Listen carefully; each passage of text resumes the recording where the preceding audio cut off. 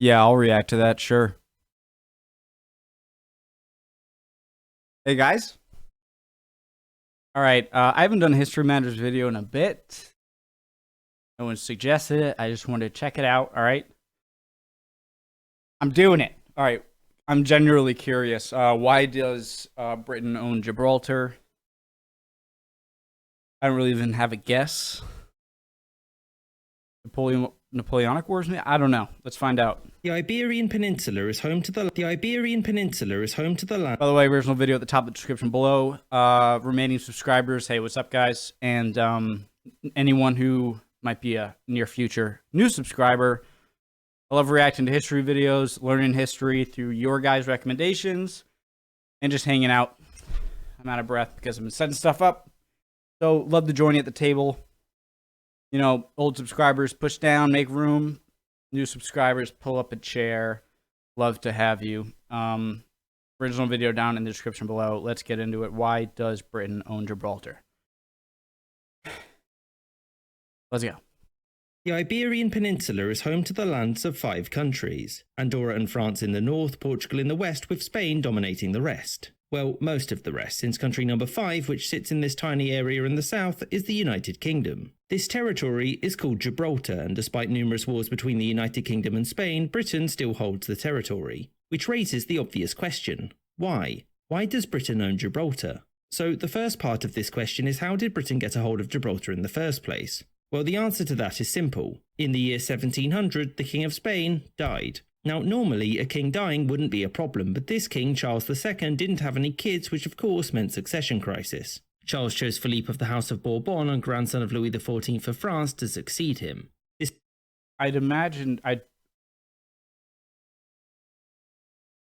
seems so crazy how a lot of these monarchs end up not having kids because maybe there's infertility problems, but I'd imagine there's no shortage of a wife or wives, and knowing that there's going to be, you know, some kind of crisis after you die, you still can't produce an heir. I find that kind of This strange. upset chose Philippe of the House of Bourbon, and grandson of Louis XIV of France, to succeed him.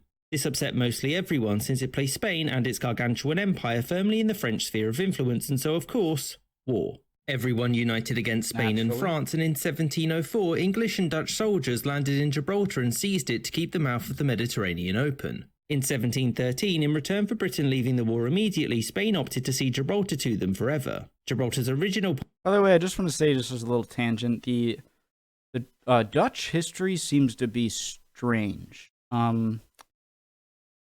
If you guys have a good video so that I can learn more about it, maybe I can look for one on History Matters or just type one in on Google, but I like you guys to recommend them. I know that they were a part of Spain at one point. They were, I think, a part of Great Britain or England at one point, and you know, they're squished. You know, the whole kind of Benelux, you know, Belgium, Netherlands, and Luxembourg. Like, some speak German, some speak French, some speak Dutch or Flemish or something like that. Yeah, so I'm interested in that. Sorry, I'm going off tangent. Population had leaving the war immediately, Spain opted to cede Gibraltar to them forever. Gibraltar's original population had largely fled during the war, and it was stationed by British troops, and from then on acted as an important naval base whose population grew thereafter. So Britain now owned Gibraltar, but what stopped Spain from regaining it? It was a tiny stretch of land attached to the Spanish mainland, so surely it would have been simple to walk in and take it. Well, it turns out, no. It wasn't long until Spain and Britain were back at war again, and despite laying siege to Gibraltar a further 2 times over the next 75 years, it always held out. Wow. The largest siege came during the American War for Independence. I feel like this sign is used so many times. Bye, nerds. When Britain's attention was focused on held out. The largest siege came during the American War for Independence, when Britain's attention was focused on those rascals. Spain, with the help of the French, laid siege to Gibraltar for 4 years, hoping to starve the proud rascal.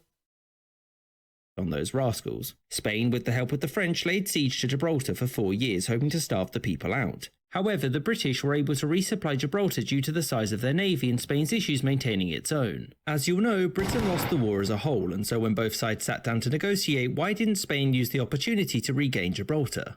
1. Britain hadn't been conquered or crushed and could still fight, meaning Spain couldn't get everything it wanted, and that 2. Navy, man. Navy is so important, and Great Britain, through necessity, needs a navy. And yeah, I almost see Great Britain as like Europe's Europe, as like the kind of.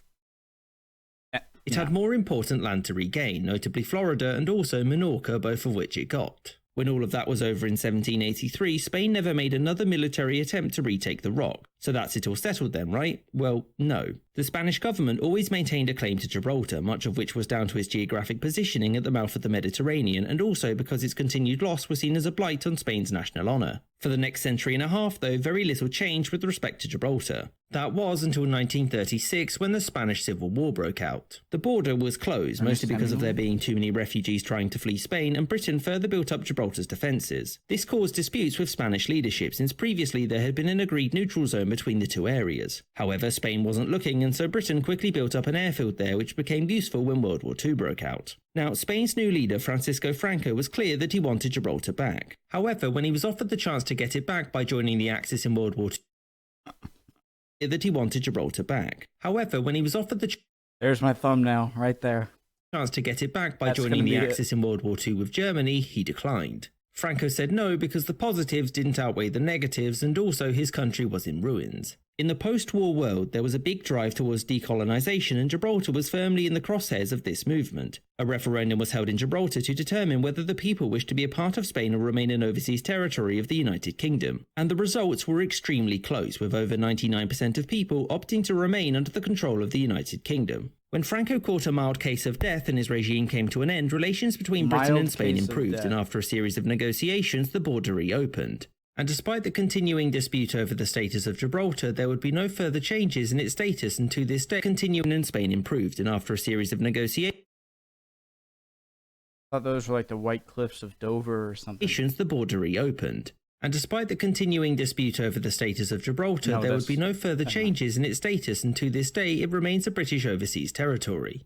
I hope you enjoyed this episode, and thank you for watching. Thank you for making History Matters up there. It's been surpassed. I'm sorry, History Matters, but I have to tell the truth that it's been surpassed by my new favorite channel, Epic History. It's almost like I'm getting ready to like watch a movie or like get on like a theme park ride every time I watch Epic History TV. But anyways, History Matters, so awesome. They're so able to squeeze in a short amount of time a lot of material, but the important material that gets you wanting to search for more in that kind of historical area. Anyways, thanks guys for watching. I'll be back with another video later today. Keep an eye out, hit that bell icon, slap that subscribe button, go check out History Matters. See you guys. Special thanks to my patrons, James Bizanet, Kelly Munn,